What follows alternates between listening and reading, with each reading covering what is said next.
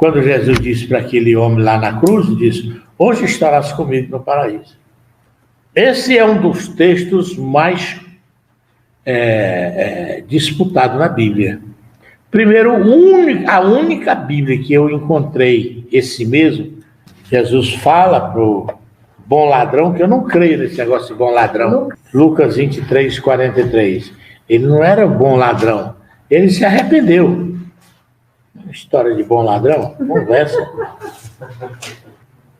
Lucas 23. E disse-lhe Jesus: em verdade te digo que hoje... Então nós não temos a palavra mesmo, né? Mas todo mundo fala essa bendita palavra, hoje mesmo. Então, essa expressão, mesmo, existe. E ela está numa Bíblia católica. Mas é uma versão antiga. Está escrito lá: hoje mesmo estarás comigo no paraíso. Agora, a grande dificuldade interpretativa desse texto é que Jesus, quando encontra Maria Madalena lá no túmulo, que Maria o adorou e demonstrou que iria tocar nele, nos seus pés, para adorar, Jesus falou para ela que não fizesse aquilo porque ele não havia subido para o Pai. João 20, 17. Como que Jesus disse: hoje estarás comigo no paraíso? E João 20, 17, ele nem tinha subido para o Pai. Terceiro dia. Disse-lhe Jesus: Maria. Ela, voltando-se, lhe disse em hebraico: Rabone, que quer dizer mestre. Encomendou-lhe Jesus: não me detenhas, porque ainda não subi para meu Pai. Mas vai ter com os meus irmãos e dizer: subo para o meu Pai e vosso Pai, para meu Deus e vosso Deus. Nós temos um versículo em Lucas também, Lucas 50, 53. Então os levou para Betânia e, erguendo as mãos, os abençoou. Aconteceu que, enquanto os abençoava, ia se retirando deles, sendo elevado para o céu. Então eles, adorando-o, voltaram para Jerusalém, tomados de grande júbilo, e estavam sempre no templo louvando a Deus. Ele foi elevado para o céu. Então não foi no mesmo dia que Jesus subiu aos céus. Como queria levar o ladrão ao mesmo dia? Vamos ler aí Lucas 16, versículo 22. E aconteceu que o mendigo morreu, foi levado pelos anjos para o seio de Abraão. Está dito aqui que foi levado para o céu? Não. 16, 22. Então o seio de Abraão não era uma região que estava no céu. Região essa que Jesus só leva para o céu quando ele ressuscita. Ainda o verso 23, e no Hades ergueu os olhos, tá? Então, havia uma parceria do Hades, seio de Abraão, e o Hades, o lugar de sofrimento. O Hades estava departamentado entre o seio de Abraão e o lugar de sofrimento, e havia no meio do Hades um poço chamado Poço do Abismo. E foi para cá que Jesus trouxe o bom ladrão. O seio de Abraão é o paraíso. Mas está aqui ainda ou foi mudar de lugar? Não está mais aqui. Ele foi mudar de lugar. Efésios 4 e 8, é capítulo 10 de Romanos. Capítulo 10, versículo 6. Mas a justiça que é pela fé, olha aí, o caso do bom ladrãozinho lá na cruz. Ele recebeu justiça mediante o quê? A fé. Mediante a fé. Ele não pediu para estar com ele? Mas a justiça que é pela fé diz assim: não diga no teu coração, quem subirá ao céu? isto é, trazer do alto a Cristo. Ou quem descerá ao abismo? Isto é, tornar, trazer dentre os mortos a Cristo.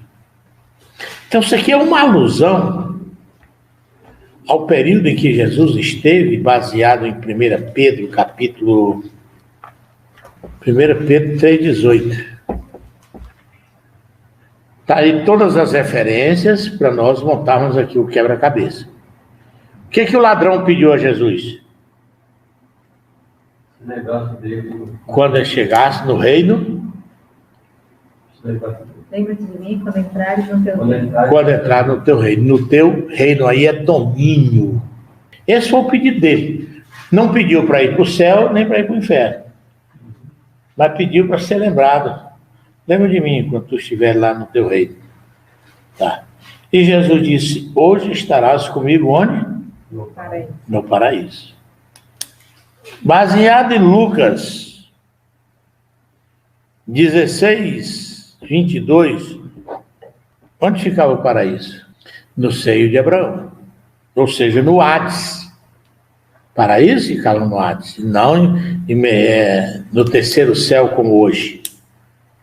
Então, levar esse ladrão arrependido ao paraíso foi um ato contínuo da pessoa de Jesus. Quando ele entrega o seu espírito nas mãos de Deus, ele de imediato, logo na sequência, a gente não tem os detalhes, lá em 1 Pedro capítulo 3 diz, porque também Cristo padeceu uma vez pelos pecados, justo pelos injustos, para levar-nos a Deus, mortificado na carne, mas vivificado pelo Espírito, no qual também foi e pregou os espíritos em prisão. Ele foi e pregou onde? No Hades. Onde é que estavam os espíritos em prisão? No Hades. E quem eram esses espíritos? Aqueles que no tempo de Noé ouviram a mensagem de Noé enquanto se preparava a arca e não creram. E durante esses 3 dias de Cristo na sepultura, o seu corpo estava na sepultura, mas o seu espírito estava no seu reino e no mundo dos mortos, sem ter subido para o Pai. Porque a obra de Cristo, a justificação, nós só recebemos a justificação da nossa salvação mediante a ressurreição de Cristo. Se Cristo não ressuscita, nós não seríamos justificados.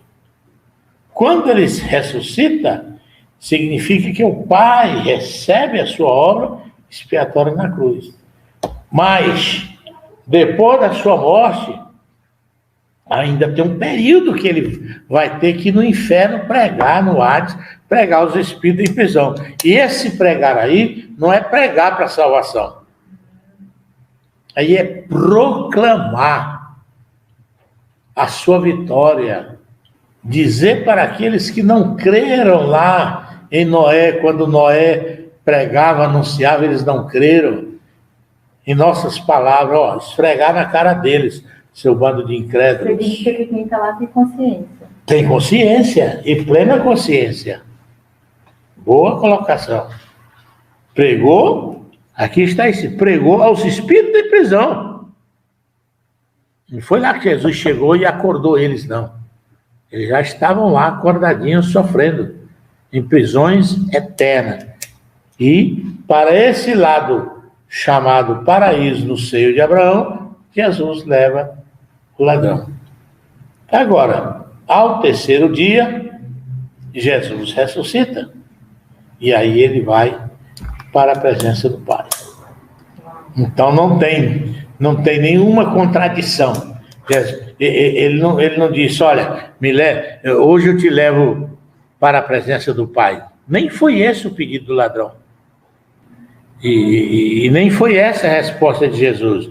Jesus simplesmente disse, hoje estarás comigo onde? No paraíso.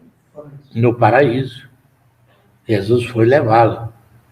Foi um privilegiado esse cara, né? Pensando bem, o camarada aprontou na vida, aprontou na vida, agora na cruz do Calvário, o sujeito reconhece a divindade de Cristo, No último segundo. no último minutinho da vida, e o cara nem estava morrendo, foi preciso quebrar as pernas deles para eles morrerem, porque era comum que ele ficar 2, 3 dias, a pessoa pendurada na cruz, agonizando na cruz. Aí eles iam e quebravam as pernas desses crucificados para que ele morresse logo. Foi o que fizeram com esses dois. É tanto que foram fazer isso em Jesus, mas observaram que Jesus já estava morto. Para se cumprir uma profecia, nenhum dos seus ossos foram quebrados. Mas que coisa fenomenal, né? Até a profecia acerca dos ossos. Agora, meus irmãos, eu pergunto a vocês, com que base nós buscamos essas informações? Na Bíblia. Nós não consultamos nenhum livro teológico, nenhuma obra. A Bíblia explicou a própria Bíblia, tudo com referência tripla, e um assunto que parece tão complexo, se tornou tão simples. Agora, existe um problema criado pelos adventistas. Vamos ler o versículo 43. Talvez vocês vão encontrar essa abordagem por aí, e eu quero trazer esse conhecimento também para vocês. Afinal de contas, nós estamos numa aula estudando hermenêutica bíblica. Vamos aí. E disse-lhe Jesus: em verdade te digo hoje. Os adventistas colocam uma vírgula aí, no hoje. Aí eu pergunto, muda ou não muda o sentido do texto? Quer dizer, ou vão embromar daí, uma tentativa de ajustar a fala de Jesus. Aqui na minha Bíblia não tem vírgula, na sua tem vírgula aí? Pois eles colocam uma vírgula. Na verdade, te digo que hoje estarás comigo no paraíso. Quando eles colocam, provavelmente suprime o quê, né? Em verdade te digo, vírgula, hoje. Deve suprimir, porque senão não dá. Não dá sentido. Então, observem que estudar a Bíblia é dar atenção às palavras. É estar atento ao texto bíblico. Por 1h30, mais ou menos, eu ministrei essa simples introdução aos elementos, às regras fundamentais de interpretação. Parte delas. Nós nos atemos aos princípios gerais de interpretação. Apenas. Ainda faltam os gramaticais, ainda faltam os princípios históricos, ainda faltam os princípios teológicos, que nós abordaremos em outra aula. Tem mais 4 aulas aí pela frente. Tá. Você gostaria de conhecer um pouquinho mais acerca desses textos? Pois é. Acerca dessa temática, nós temos todo esse material impresso e gravado em videoaula.